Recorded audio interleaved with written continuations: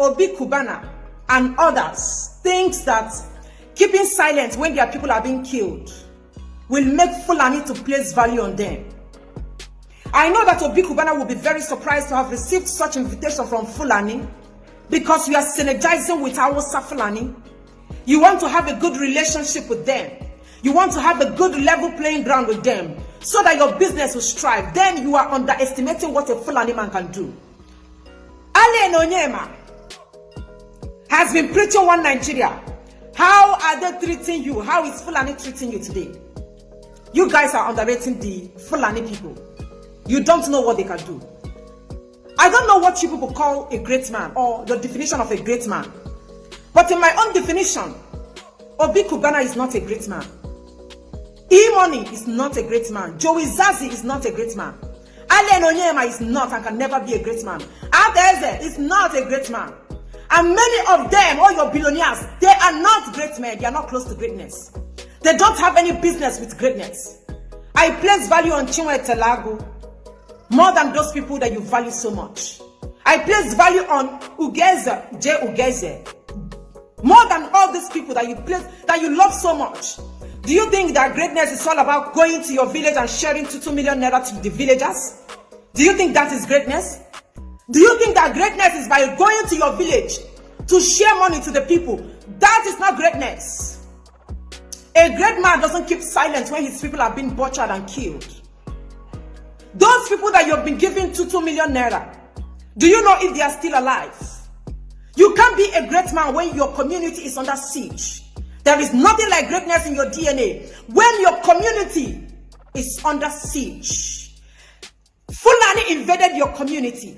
The women in your village cannot go to farm again. And as a billionaire, a rich man, you don't even say anything about it. The people you gave 1 million, do you think they are still alive?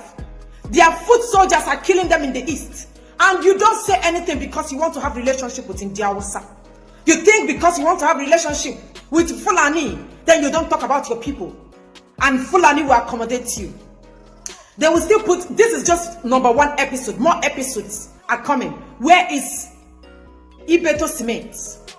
Where is Ibeto? Ibeto Cement is supposed to be competing with Dangote Cement. But where is he today?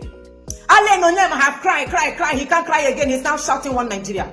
You people have not seen anything. Allene Onyema is deceiving himself. He knows that he's deceiving himself. When they call you third class citizens, these people kept you as third class. And you took this position wholeheartedly without questioning this position they gave you. As Onyema, they gave you third class citizen. And you did not antagonize that position they gave you. If you are not third class, why is one Nigeria? Why is Nigeria? Why are the Northerners only benefiting this one Nigerian bullshit that you guys are preaching every day? Why are you people begging as in Tibu? Why are you begging? Why are you begging them for your business to strive? How many of them have EFCC invited before? All those criminals they have in the north, how many of them have EFCC invited? And you think that you want to synergize with the north? You want to synergize with Fulani people? When you don't want to talk about your own people. You say, after all, if I talk about these people now, these Fulani people will be angry. I know they are killing them in the east. Let me just pretend like nothing is happening. Let me pretend so that my business will not crumble. Let me pretend so that my business will not collapse. I will go back in Christmas time and dash them money. And you think you're a great man like that. You live in Abuja and in Lagos. Why they are butchering your people? And you can never make any comment about it. You can't even say it on your Instagram or your Facebook. And you are enjoying Abuja rides. And you think Fulani will accommodate you. You people have not seen anything. You are third class citizen and they will treat you like that. Where is Sheikh Gumi? Sheikh Gumi will come on a national television and protect the interest of bandits, criminals. He will even tell you, warn you not to call them bandits. And everybody is silent about it. Our Igbo people are silent. If Sheikh Gumi was one of Neji from Ekulobia, they could have gotten rid of him. If Sheikh Gumi was Ike Njoku from Nnewi, he could not have been alive today. Fulani could have taken him down. But where is Sheikh Gumi today? He's working freely. Nobody is persecuting Sheikh Gumi. And he's negotiating for the bandits. But our Igbo people How many of you Igbo men can stand and defend IPOB without shivering? IPOB, that is a legitimate organization. Look at them. If they want to talk about IPOB, they will be shaking. They will be shivering. They are scared, and they say they are not third class citizens. You are not third class. Let's even forget IPOB. Talk about Igbo people. Talk about the siege, the foot soldiers in your community, that the Fulani invaders. They can't talk about their own people. Sometimes they will even criticize their own people. Ndibo. That is why you see our traditional rulers and our religious rulers behaving like useless people that they are. Our traditional rulers, religious rulers, are even scared. I don't even want to talk about those puppets that call themselves governors. They can't talk about their own people. But look at the way Shagumi is proudly talking about his people. What our traditional rulers and religious rulers will not do. And you have forgotten that all of you will die someday. The day of reckoning is coming. God will ask you questions. You will give account of your soul. When you were on earth, why weren't you talking when your people were being killed? Why were you silent? And you will tell God the reason why you were silent. They will push you where you belong to. Continue drowning in your ignorance. Continue dying out of ignorance. While the Hausa have taken over everything. Dangote is striving because he's a Fulani man. If Dangote was to be an Igbo man, by now his business could have been closed long time ago. Every day we hear Dangote trailer have failed break. Dangote trailer failed break and killed 100 people, 200 people, 50 people, 10 people. We come on Facebook and talk about it, rant, and it will be swept under the carpet. Dangote will still be doing his business. How many times have they invited Dangote? If an Igbo man was the owner of Dangote trailer, they could have said, how come an Inyamiri trailer will be killing our people? Shut that business. Dangote business couldn't have been working any longer. If an Igbo man was the owner of Dangote Group, you will not hear it again. But Dangote is still striving because he's a Fulani man. Do not underestimate what a Fulani man would do to you. They are the owners of Nigeria, and they told you before. Why are they angry with you? They are angry with you because after the civil war, they gave you only 20 pounds. And they are still yet to understand how managed will give these people 20 pounds, and we are still hearing of billionaires. For anybody that have over, even if you have $1 billion in your account after the civil war, they gave our Igbo men 20 pounds and they started afresh. And they are still very angry with that. That's why Fulanis are having sleepless nights. When they see you progressing, they are angry. Don't forget that I am a product of Kanu State riot. I was born in the north. I should be in the position to tell you how Hausa people reason.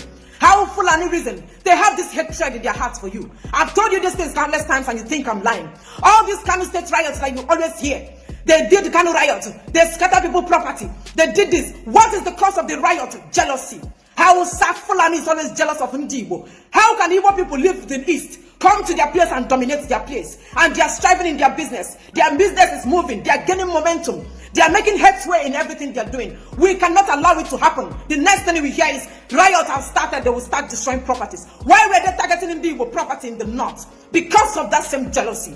And you want to think that these same people that don't like you will bring you close to them. Sit on a round table with you. Discuss with you. Allow your business to strive. Then you don't know what you are doing. You're a confused man if that is what you believe.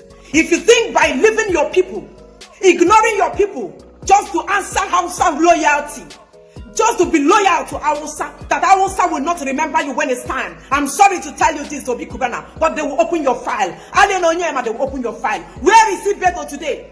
Where is Beto? On the eve of an election, Bullion van was discovered in Tinubu's house.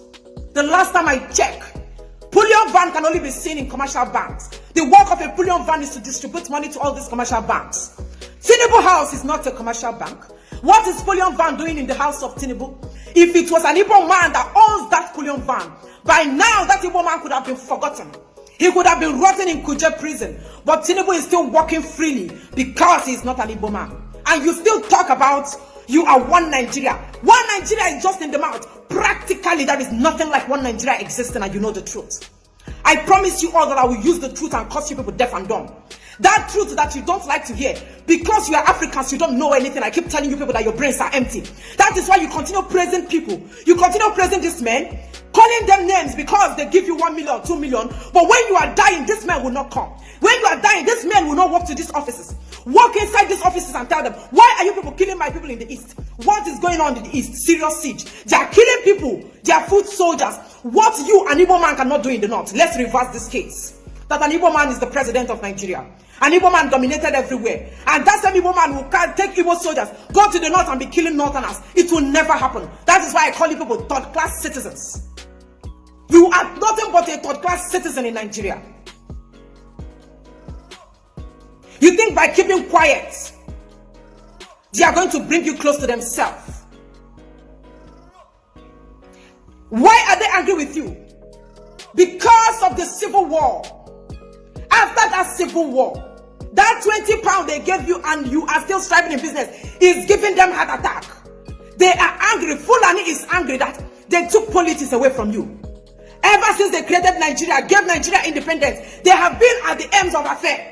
They are everywhere, from heads of state to president, to senate president, vice president. They are everywhere. They took your oil block. They collected everything from you. Yet, East Ndibo are still producing billionaires. Fulani is angry with that. Fulani they are having heart attack. Your progress is giving them high blood pressure. They cannot sleep, knowing fully well that you are still striving in your business. And you think the same people will sit on a table with you and believe you, trust you, when you can't be loyal to your own people? Do you think that they will accept the fact that you are going to be loyal to them? When you leave your people and run to Fulani, you are the only one that will regret it. Awusa is still angry that after the civil war, Ndibo are still progressing, how managed, and they will do everything within their power to make sure that they cripple your business. That is why they continue frustrating Ndibo. But they've forgotten that we are lights.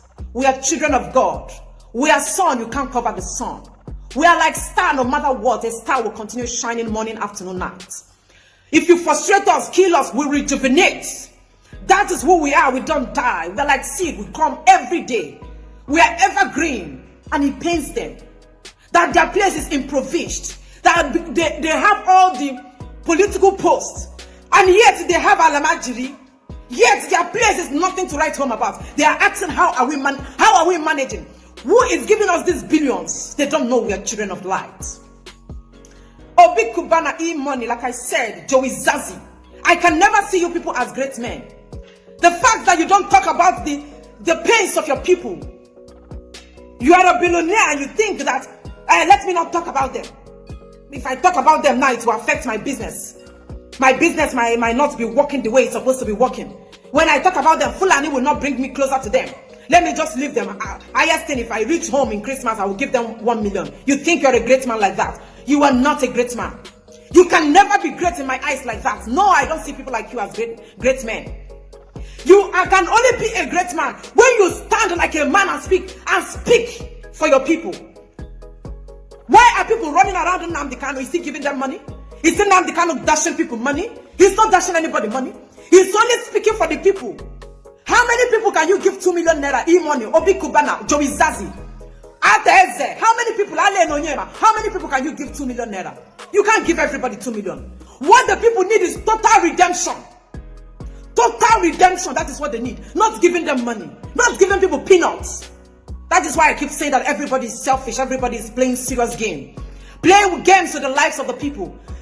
You are an elite. You should use your position to speak in favor of your people. The last time I checked, Nelson Mandela never gave money. Nelson Mandela did not share money to people. But his name will forever be written in the sands of time.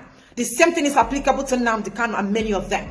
If you don't speak, you are nothing close to greatness. Support one Nigeria at your own detriment.